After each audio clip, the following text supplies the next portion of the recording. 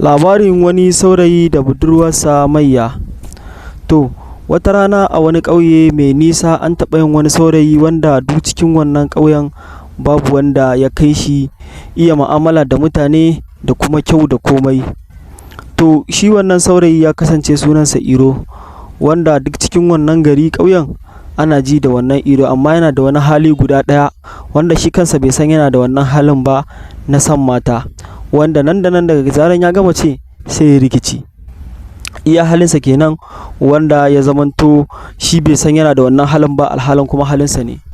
A wannan ƙauye sai wata mace ta bayyana a cikin wannan ƙauyen, wata budurwa mai kyau wanda ba a san ma daga ina take ba, kawai an ga bayyanan wannan budurwa ne, wanda wannan budurwa da ta zamanto kaf cikin wannan ƙauye da kewaye babu wanda ya kai wannan budurwa kyau a cikin wannan ƙauye.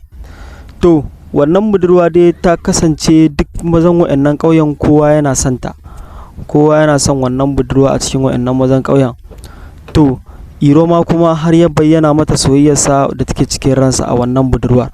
To shikenan ita kuma ta zaɓa duk cikin wannan mutanen ƙauyen ta kalli babu wanda ya dace da ita sama da Iro, alhalin kuma shi bai san daga ina take ba, ba a yi bincike ba san daga ina take ba, kawai dai an ga kyakkyawar mace ne kowa ya kware mata.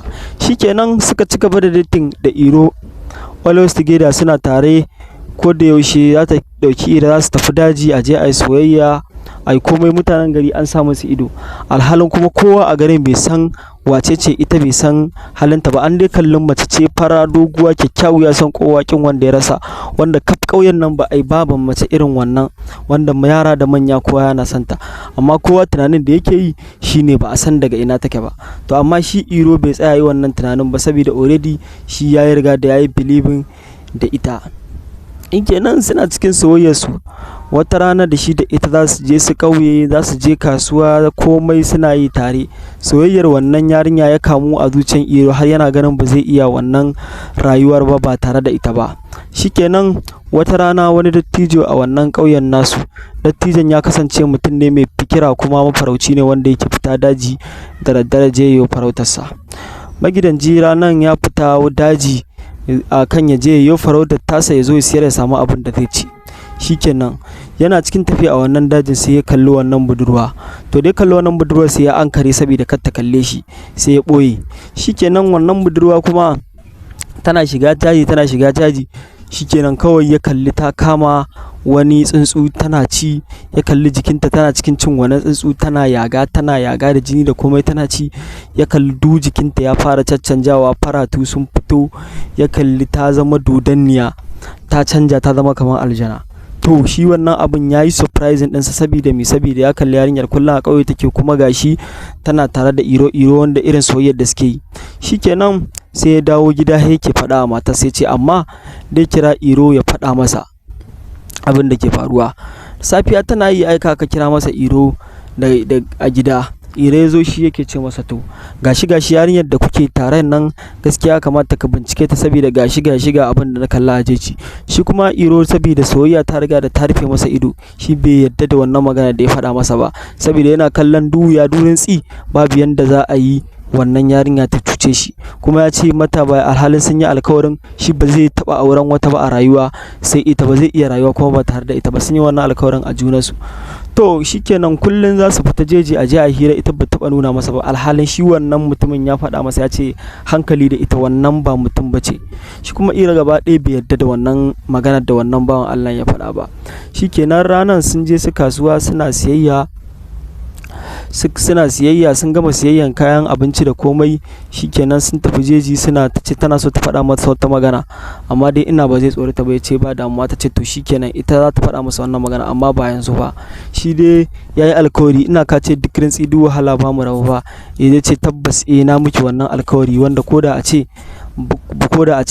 kin riga ni rasuwa, to insha Allah ni na alkawari ba zan auri wata ba. Shine sai ke ya riga da ya mata wannan alkawarin, suna cikin tarayya dating komai normal. sai wata rana ɗaya ta ce a Iro da Allah ya zo su tafi jeji da daddare ne, ta zo ta dama da yamma suke zuwa, sai da daddare ta zo ta ce a Iro ya zo su tafi jeji, tana so ta nuna masa wani sirri wanda shi bai san da ita ba. Ya kamata a ce idan kana dating da mutum ka san wannan sirri.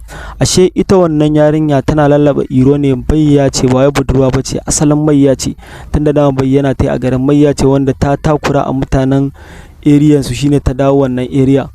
To shikenan Iro ya ce ba damuwa saboda shi ya riga da ya yarda da ita, ya yi imani da ita.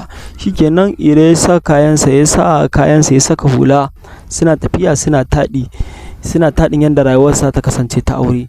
Shikenan yadda suka je can tsakankanin wani dutse, sai ta tsaya ta ce yau tana so ta bayyana masa abin da ya ji mamaki. Ce to shikenan take kawai sai ta fara mummurɗewa, faratu suka fito, haƙwaranta suka ƙara tsayi, fuskarta ta wani kwaɓe ta zama dodanniya.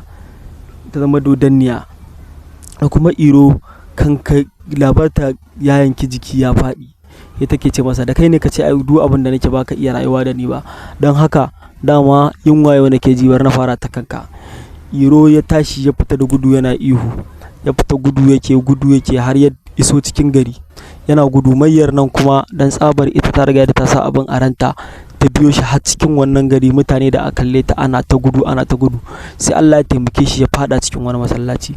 Yana fadawa cikin wannan masallaci shikenan sai malaman wannan masallacin aka fara addu'a ana toha masa.